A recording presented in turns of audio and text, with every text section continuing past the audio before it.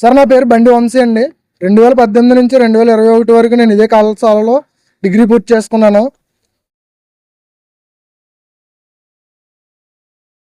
ఎన్ఏసిసి grade కోసం మన అలమ్ని student association ఎంతగానో యూజ్ అవుతుంది సార్ ఇది. సో దాన్ని దృష్టిలో పెట్టుకుని అలమ్ని old student autonomous college old student association అనేది నిర్మించారు సార్. సో ఇది మనకి 2 సంవత్సరాల కాల పరిమితి. ఎవరైతే ప్రెసిడెంట్గా చేస్తున్నారో వాళ్ళు 2 years చేసి తర్వాత వేరే వాళ్ళు ఎలక్షన్ జరిగితే వేరే వాళ్ళు ఎలక్షన్లో నిలబడి గెలిచి పదవిని తీసుకుంటారు సార్. సో అలాగే లీలామోహన్ గారు 2 సంవత్సరాల కాల పరిమితి పూర్తి చేసుకుని, అవును సార్, అంటే క్లియర్గా తెలిస్తే బాగుంటుంది సార్. సో ఇప్పుడు ఏంటంటే 2021లో శ్రీ ముల్ల మాధవ్ గారు ప్రెసిడెంట్గా చేశారు సార్. అప్పటి నుంచి ఇప్పటి వరకు కూడా అతనే ప్రెసిడెంట్గా ఉన్నారండి. ఎలక్షన్ జరగడం కానీ ఆడిట్స్ జరగడం కానీ ఏమీ లేదు. ఏంటంటే ప్రిన్సిపల్ గారిని మేము ప్రశ్నించాను సార్. ప్రతి స్టూడెంట్ దగ్గర అలమ్ని అసోసియేషన్ 200 తీసుకుంటుందండి. ప్రిన్సిపల్ గారిని ప్రశ్నించడం జరిగింది సార్ మన ఓల్డ్ స్టూడెంట్స్ తరపు నుంచి. ఎందుకని 200 తీసుకుంటున్నారు ప్రతి స్టూడెంట్ దగ్గర, దానికి మన అలమ్ని అసోసియేషన్కి మనకి సంబంధం ఏంటి అని అడిగితే ప్రిన్సిపల్ గారు ఆర్టీఏ ద్వారా మనకు ఒకటే చెప్పారండి, అలమ్ని అసోసియేషన్కి మనకి ఎటువంటి సంబంధం లేదు, నాకు దానికి వాళ్ళ అకౌంట్స్కి కానీ నాకు కానీ ఎటువంటి సంబంధం లేదని ప్రిన్సిపల్ గారు లెటర్ ఇచ్చారు సార్. సో మరి పర్మిషన్ లేనప్పుడు అలమ్ని అసోసియేషన్ అకౌంట్ యొక్క క్యూఆర్ కోడ్ మన అడ్మినిస్ట్రేషన్ కిటికీ దగ్గర అంటించి ప్రతి స్టూడెంట్ ఎవరైతే టీసీ తీసుకోవడానికి వస్తారో వాళ్ళు ఖచ్చితంగా 200 కట్టాలి, కట్టకపోతే మీకు టీసీ ఇవ్వమని చెప్పి బెదిరించి ప్రతి స్టూడెంట్ దగ్గర 200 కట్టించుకున్నారు సార్.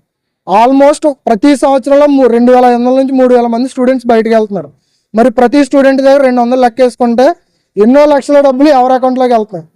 అలమ్ని అసోసియేషన్ అకౌంట్లోకి కాకుండా ఇందులో మన జనరల్ సెక్రటరీ గారు అయినటువంటి శ్రీ గద్దె సుధాకర్ గారు పర్సనల్ అకౌంట్లోకి కొంత అమౌంట్ ట్రాన్సాక్షన్ చేయించుకోవడం జరిగింది కొంతమంది స్టూడెంట్స్ దగ్గర. అంటే ఈ అమౌంట్ని లెక్క చూపించాలని ఓన్ ఎవరైతే పర్సనల్ అకౌంట్లోకి కొట్టించుకోవడం జరుగుతుందా, లేదంటే ఏం జరుగుతుంది, ఇంత అవినీతి జరుగుతుంది. అలాగే మన కాలేజీలో ఎన్నో సంవత్సరాలుగా క్యాంటీన్ ఉంది సార్. క్యాంటీన్లో నాణ్యం ఉండదు ఫుడ్. ఏ ఆయిల్ అయితే యూజ్ చేస్తారో అదే ఆయిల్ రిపీటెడ్గా యూజ్ చేస్తూ ఉంటారు. ఫ్రైడ్ రైస్ ఉంటుంది, క్వాంటిటీ ఉండదు, క్వాలిటీ ఉండదు, కాస్ట్ మాత్రం ఎక్కువ. ఇదే విషయం కూడా మేము ప్రిన్సిపాల్ గారిని అడగడం జరిగిందండి. మాకు క్యాంటీన్ ఇలా ఈ విధంగా ఉంది సార్, దీనికి పర్మిషన్ ఎలా ఇచ్చారు, టెండర్లు జరిగినాయా, ఎన్ని టెండర్లు జరిగినాయి ఏంటి అంటే ప్రిన్సిపాల్ గారు. అదేవిధంగా క్యాంటీన్ పక్కన ఒక జిరాక్స్ షాప్ ఉంది సార్. క్యాంటీన్ మన ఆర్ట్స్ కాలేజ్ పర్మిషన్స్లోనే క్యాంటీన్ పక్కనే జిరాక్స్ సెంటర్ ఒకటి ఉందండి. దానికి మీరు పర్మిషన్ ఇచ్చారా, ఎంత కట్టించుకుంటున్నారు, దాని కరెంట్ బిల్ ఎవరు కడుతున్నారు ఏంటి అనే ప్రశ్నలు మేము లేపాం సార్ ప్రిన్సిపల్ గారికి.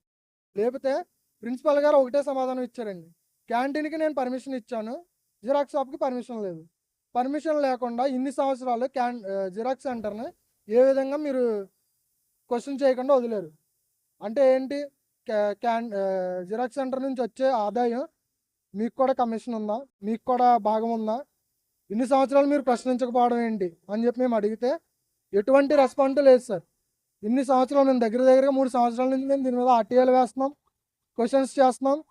మేము ఇదే విషయాన్ని కలెక్టర్ గారి దగ్గరికి తీసుకెళ్ళాం, జాయింట్ కలెక్టర్ గారి దగ్గరికి తీసుకెళ్ళాం. జాయింట్ కలెక్టర్ గారి దగ్గర తీసుకెళ్ళినప్పుడు ఆర్జేడీ గారి దగ్గరికి పంపించారు. ఆర్జేడీ గారి దగ్గర నుంచి ప్రిన్సిపల్ గారి దగ్గరికి వచ్చింది. అందులో కూడా తప్పుడు సమాచారం ఇవ్వడం జరిగింది. ఇదేంటి అని చెప్పి ప్రశ్నిస్తుంటే మీరు మాకు వేరే వేరే కాల్స్ రావడం, బెదిరింపు కాల్స్ రావడం, ఈ విషయాన్ని తప్పుడు దారి మళ్లించడం జరుగుతుంది సార్. ఇది ఇప్పుడు కనుక ఆపకపోతే ఫ్యూచర్లో స్టూడెంట్స్ ఇబ్బంది పడాల్సిన అవసరం వస్తుంది. సో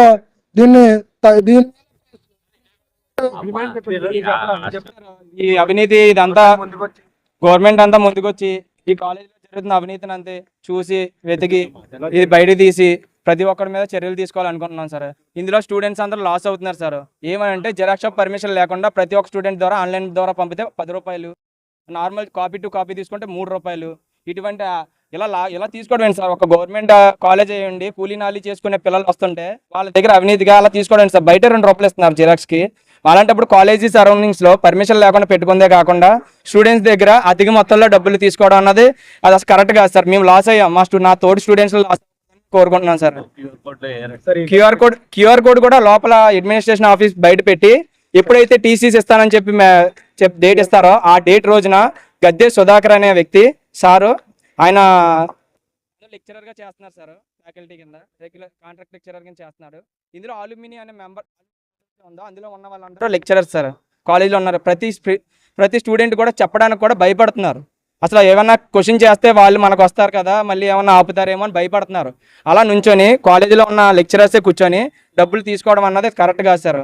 ఈ ఆలుమిని అన్నది సంఘం ఏంటంటే ఎవరైనా స్వచ్ఛందంగా ఆలుమిని గురించి తెలిసి సేవ చేయడానికి వచ్చి 200 సభ్యత్వం తీసుకోవాలి తప్ప ఎవరు పడితే వాళ్ళు భయపెట్టేసి వాళ్ళని టీసీ ఇవ్వను నువ్వు కట్టాల్సిందే అని చెప్పి నిలబడి దౌర్జన్యంగా కట్టించుకోవడానికి కరెక్ట్ కాదు సార్. కూలీ నాలి చేసుకునే వాళ్ళు సార్, వాళ్ళు ఫీజులో కట్టుకోలేకపోతున్నారు. 200 ఎలా కడతారు సార్ వాళ్ళు? మా దగ్గర ఏమో 100 రూపాయలు కట్టించుకున్నారు, ఇప్పుడు ఏమో వాళ్ళ దగ్గర ఏమో 200 కట్టించుకుంటారా? మేమేం అడిగాం, ఫోన్లే కట్టించుకున్నారు, అన్యాయంగా కట్టించుకున్నారు. ఆ డబ్బు ఏం చేశారు? కొన్ని లక్షల రూపాయలు వచ్చినాయి, కొన్ని వేల మంది వెళ్తున్నారు, వాళ్ళందరిదే డబ్బులు కట్టించుకున్నారు. ఏం చేశారు? ఆ డబ్బుని ఎలా వినియోగించారు? కాలేజ్ అభివృద్ధి కోసం వినియోగించారా అని అడుగుతుంటే ఆన్సర్ లేదు సార్ అసలు.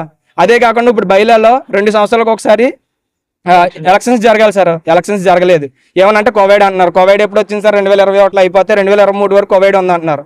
ఫోన్లో ఇది కంటిన్యూ చేస్తారు, ఇంకెవరు ఏమి అడిగేవాళ్ళు లేదు, చేసేవాళ్ళు లేదు. 2023 నుంచి 2026 వరకు కంటిన్యూ చేస్తారు. ఇప్పుడు ఎలక్షన్స్ పెట్టాల్సింది, ప్రెస్ మీట్ పెట్టాల్సిన అవసరం ఏముంది సార్? మన ప్రెస్ మీట్ పెట్టారు, వాళ్ళు కొత్తగా ఇప్పుడు మళ్ళీ బయలా క్రియేట్ చేసుకున్నారు సార్ వాళ్ళు సొంతంగా. 35 సంవత్సరాలు నిండిన వాళ్ళు మాత్రమే ప్రెసిడెంట్గా, వైస్ ప్రెసిడెంట్గా, సెక్రటరీగా, జనరల్ సెక్రటరీగా పోటీ చేయడానికి అర్హులు, మిగతా వాళ్ళు ఎవరు అర్హులు కాదు. అదే విధంగా అందులో మళ్ళీ రూల్స్ ప్రతిదీ వాళ్ళకి అనుకూలంగా మార్చేసుకున్నారు సార్. ఎవడైనా అడగడానికి సరిపోడు. సభ్యత్వం తీసుకున్న వాళ్ళు కూడా 2 సంవత్సరాలు. అంటే మేమేం సార్ మరి? మా దగ్గర 200 రూపాయలు కట్టించుకున్నారు ఫస్ట్, మరి మాకు ఓటు హక్కు లేదా? అందులో ఓటు హక్కు లేదంట, ఆలుమినీలో మాకు ఓటు హక్కు లేదంట, ఏమీ లేదంట. మరి అలాంటప్పుడు మా దగ్గర ఎందుకు సార్ కట్టించుకున్నారు సార్? అదే 200 కట్టించుకున్నారు కదా సార్, ఆ 200 సభ్యత్వం కోసం తీసుకున్నారు సార్. కాకపోతే భారత రాజ్యాంగం 18 సంవత్సరాలు ఓటు హక్కు కల్పిస్తుంది. వీళ్ళు 30 సంవత్సరాలుగా ఓటు వేయాలని చెప్పి బయలులో మార్చుకున్నారు సార్ కొత్తగా. భారత రాజ్యాంగం 18 సంవత్సరాలకి ఓటు హక్కు కల్పిస్తుంటే వీళ్ళు 35 సంవత్సరాలకు ఓటు హక్కు ఎలా కుదురుతుంది సార్? 30 సంవత్సరాలతో ఇక్కడ ఉంటాడా సార్? ఏదో జాబ్ చేసుకుని బయటకు వెళ్ళిపోతారు.